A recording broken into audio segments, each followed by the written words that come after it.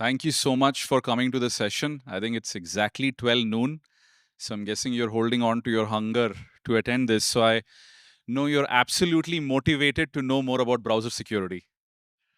I'm Vivek Ramachandran. I'm the founder CEO of SquareX. And what I'm going to talk today about is browser native security in a browser first world. A little bit about me.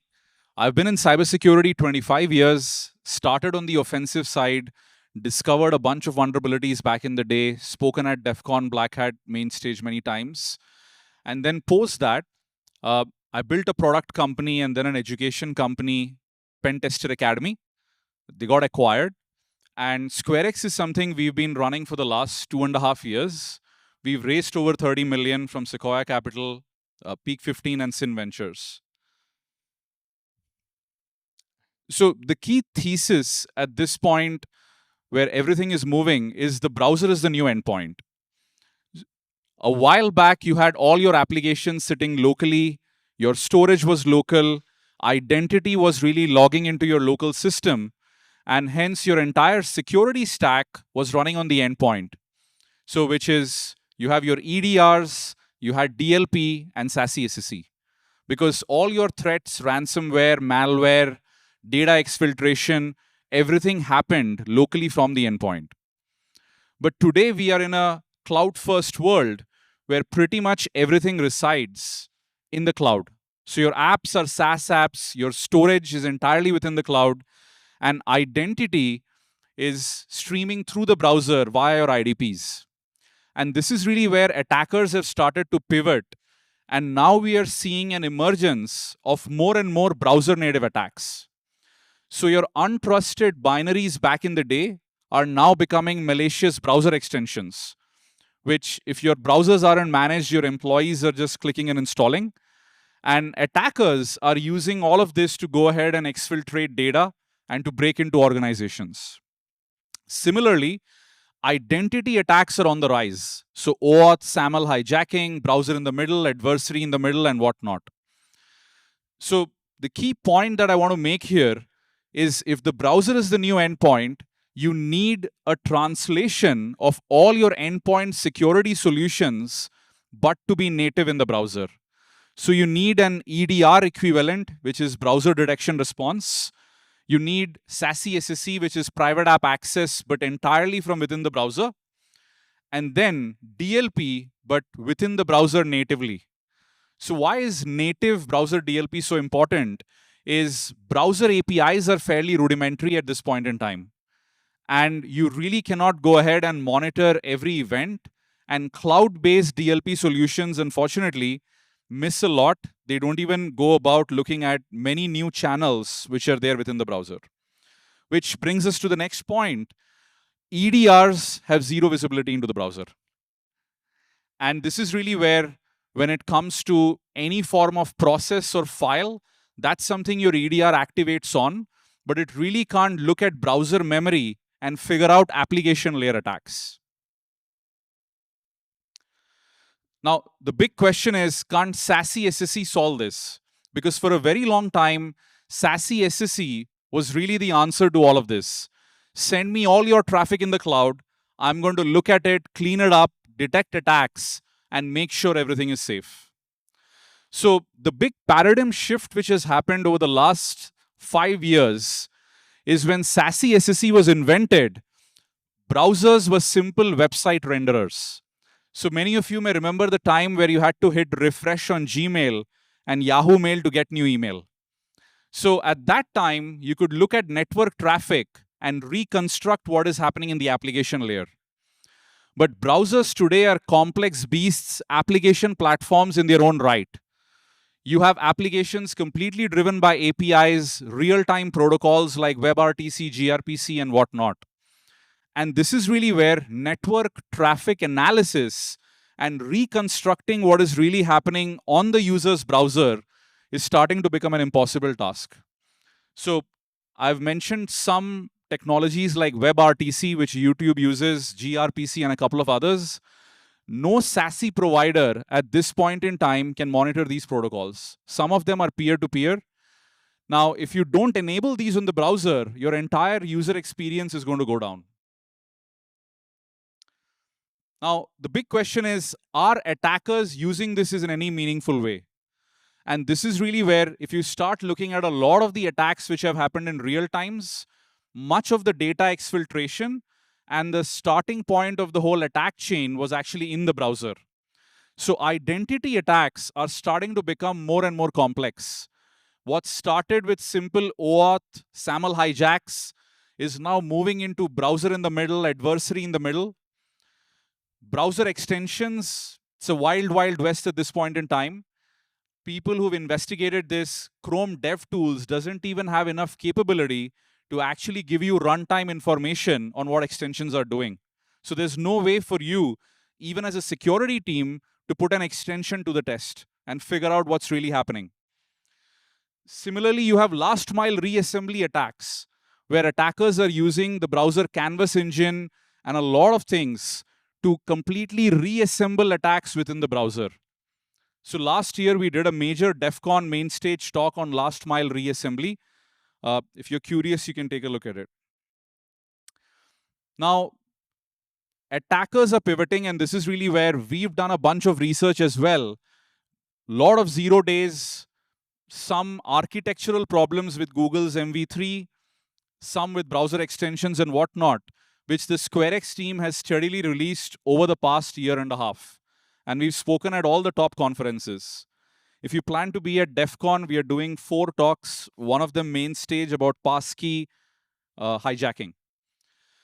Now, if this wasn't complex enough, Gen AI is actually making this even more harder for security teams. But why is that? So Gen AI has been progressing from those simple chatbots to third-party sites using APIs from OpenAI and whom not, to browser agents which are extensions to local implementations. And now we are actually seeing the advent of AI browsers. How many of you have tried out Comet? Couple of you? Now, if you try to go ahead and tell Comet to sign up on a website and do a PDF conversion, and a lot of employees do this simply because all organizations don't provide licenses for PDF converters to everybody. The Comet browser, and this is something we've disclosed, automatically signs up, connects your OneDrive, Google Drive, giving the third-party site full access, doesn't even prompt the user. Now, the key difference between AI browsers and AI agents is with agents like the browser use API or whatnot, you can actually see what it is doing.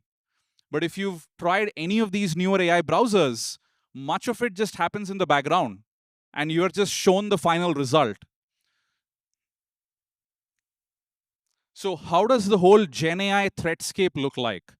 And that's actually a mix of your AI agents and browsers and applications. Now, what we are seeing is most of the industry is just scratching the surface and only looking at basic Gen AI DLP. And the whole idea really is if my users are interacting with a chat GPT, if they're trying to upload a file, if they're trying to copy paste something, well, I need to have the ability to go about monitoring it. And this is good, but it's table stakes.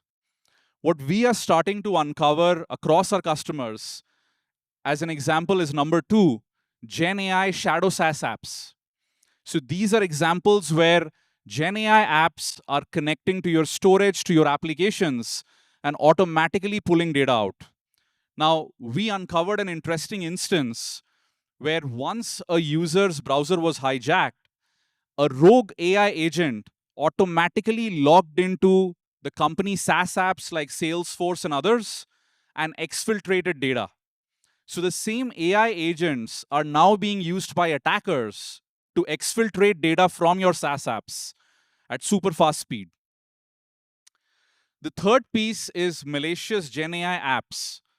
Now, this is interesting. Anytime there is a new version of ChatGPT which comes out, social media is abuzz with install this extension or install this mobile app, and you will get free access to the latest, greatest version of GPT 4, 5, whatever is running at that time.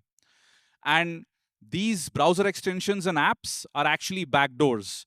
They may momentarily give you access, but they exfiltrate all your browser cookies, session tokens, and even have the ability to proxy transactions so that the attacker has a full visibility of what's actually happening on the user screen. Now, there's an interesting one we uncovered here. How many of you have used the sharing feature in ChatGPT, where you have a conversation and then you share it with someone? Okay. So attackers are using this to exfiltrate data from within the company. And this could be an internal attack which is happening. So we uncovered a case where a rogue employee started pasting copious amounts of enterprise data into that session and telling ChatGPT to just wait for the final instruction. So it wasn't really doing anything, just taking the data in. And then he did a share of that link over social to an external adversary who ended up then exfiltrating that data. Now, because this is ChatGPT Enterprise, the URL, all of that was probably whitelisted in your SASE SSE solution. This looks like a legitimate application that you just approved. So there's a lot of interesting innovation that attackers are doing in using these applications. Now, the other big piece is these apps are changing their interfaces literally every month because they're accommodating new features and applications and whatnot. And that's complicating things even further. Now, the final piece is attacks on GenAI apps. So we are uncovering ways by which attackers, if you have a browser extension-based AI automation workflow, attackers can confuse that and take over identity, take over third-party applications, which the AI agent is working with. The big problem at this point is those agents are running with the identity of your employee. IDPs at this point do not support agentic co-identity for the user, which is very different from a non-human identity, right? Because non-human identity, you're running totally different workflows. While with AI agentic automation, you're hoping your employees are going to get more productive by automating workflows previously you could not. So it has to run with the employee's identity to access the employee files, to access third-party SaaS apps where the employee logs in, does work. So without guardrails, these agents can be absolutely fooled to follow workflows that the attacker is doing. At DEF CON this year, we are talking about this. We'll show you some live demos as well. So where is browser security headed in a cloud-first, Gen AI-first world? Now, similar to what happened on the endpoint many years back, we strongly feel that browser security is breaking up into three very distinct SKUs. The first one is similar to EDR on the endpoint, which is browser detection response. And this is purely attack detection, mitigation, malicious browser extensions, identity, your good old spear phishing, SADO/SAS, all of that stuff. The second piece is your classic generation 1 enterprise browsers and persistent browsers, right? Which is where you install a browser, it probably gives you a secure environment just within that. Now, that's primarily VDI replacement, remote application access, BYOD devices, and all of that. The third distinct piece is browser DLP. And the simple reason why this is needed is endpoint DLP has very little access to what's going on in the browser.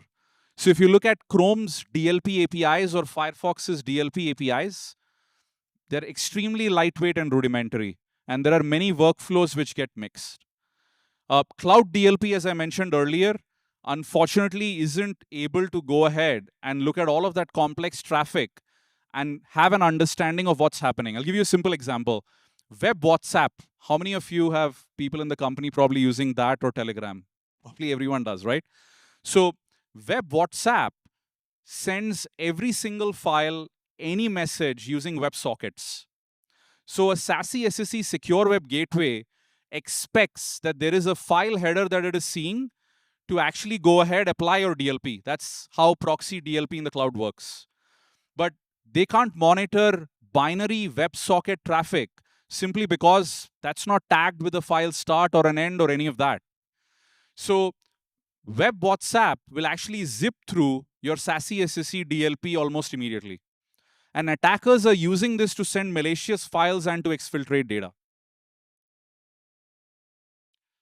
Of course, as part of browser DLP is also your Gen AI piece. Now, what we are finding is browser security, there's an evolution of the products themselves. It started a while back with dedicated browsers, enterprise browsers, and there was a massive amount of friction and change management. How many of you at least have two browsers that you like to use on your desktop? Only one browser? Must be a Linux user if anyone puts their hand up. So I think when it comes to end user experience, an average enterprise user and employee doesn't like his productivity to get disturbed in any way. And this is really where we are seeing a shift from a dedicated browser to a browser extension and a local app approach.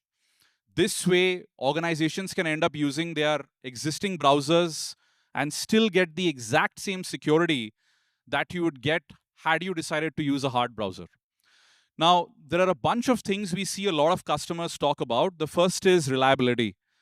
I mean, unfortunately, with what happened with CrowdStrike, you don't want any security solution to be a single point of failure. And if you end up using a dedicated browser, that browser becomes a single point of failure. Extensions really cannot bring down the browser. You can disable them, assuming something goes wrong. User experience, an extension-based security solution is completely invisible. Users may not even know it exists, depending on how technical they are.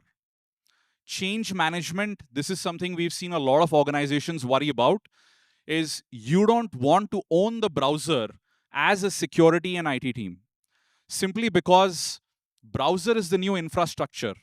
And Chrome, Firefox, Safari, these guys are updating their browsers sometimes multiple times a week based upon what attacks are being uncovered and whatnot.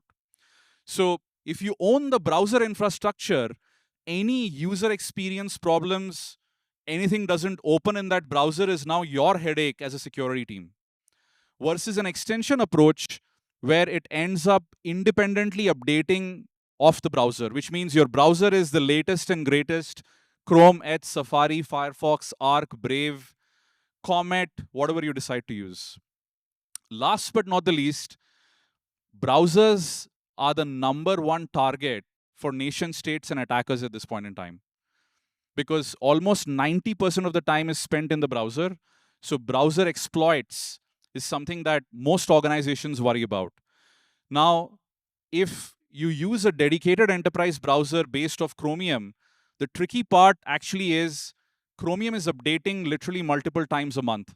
How many of you have seen like an update, reboot, critical vulnerability show up? Probably sometimes even more than once a week. Your standard dedicated enterprise browsers have to catch up anytime a new vulnerability happens, and it's just not possible to keep up with the patches. And this is really where you need a solution which updates independently of the browser. Okay. So key takeaways from the talk. The browser is the new endpoint, whether we like it or not. I still remember a long time back when all your smart devices and gadgets came, and smart TVs specifically. How many of you back in the day said, I'm never going to buy a TV with a microphone and a camera in it? 3-4 years, every TV has a microphone and a camera. There's nothing you can do about it. You probably have to go to an antique store to get a TV without a camera and a microphone today. So what we've seen in technology is once there is mainstream adoption, there's nothing much we can do. It's better to actually plan rather than wait for an eventuality. So the best way I look at it is, I mean, my kids at this point in time, I haven't seen them download anything on the endpoint. People who are probably in their early 20s, I don't even see them use Outlook Express. They're pretty much webmail. I sometimes still use Outlook, but I haven't seen that as much with some of the younger folks. So this is really where the browser is the new endpoint. That is something which is an irrevocable change. Now, attackers are, of course, going to go ahead and follow exactly where users are, which is in the browser. So things like browser native ransomware is actually something we are starting to uncover. And that's pretty interesting, is the way the attack works is once there is an identity hijack with an OAuth, SAML hijack, or any of those, the attacker is running automated AI agents and actually sending those AI agents to quickly exfiltrate data from your SaaS apps, from your cloud storage, deleting things in cloud storage, putting a ransom note. If you have versioning turned on, you can recover the data, but the data exfil has already happened. Now, the big problem is even if you have cloud security solutions, when you connect a third party app to a cloud storage, those solutions are used to seeing a good amount of data immediately going in and out because they assume this is a site to site, machine to machine interaction. So, nothing out of the ordinary. So, we've started to uncover many of those.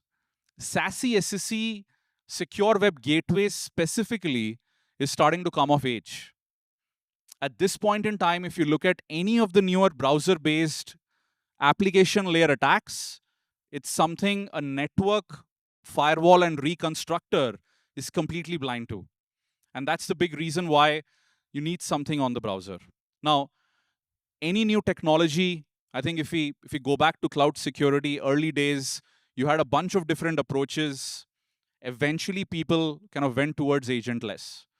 And this is really where the generation one dedicated hard browsers, there has been poor adoption simply because of a massive amount of change and friction which is required in organizations. So Gartner, and you can find the report yourself, came out with a report recently talking about poor adoption simply because of change management. What we are starting to see is as browser security is moving towards these three distinct SKUs, which is browser detection response, browser DLP, and private app access, which is really VDI replacement, browser extension along with a local app approach is starting to win. Why? It's actually giving you full parity of what you wanted from your persistent hard enterprise browser. So browser extensions can actually end up talking to local apps using something called native communication.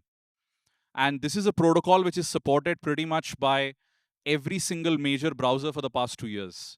And this is really how a lot of telemetry gets passed up about the endpoint, device trust, and whatnot. Gen AI is definitely catalyzing browser security. Again, the big reason is your average enterprise employee, his interaction with Gen AI is entirely using web applications. ChatGPT Enterprise, uploading documents, getting summaries, using extension based tools, and whatnot. So, last but not the least, I think if you haven't looked at browser security for your enterprise, this is probably a good time to start planning. It did great on time. And if you have any questions, I can take it if we have time. I think the person manning the AV. Do I have time remaining? Okay. Okay. Any questions? That's all from my side.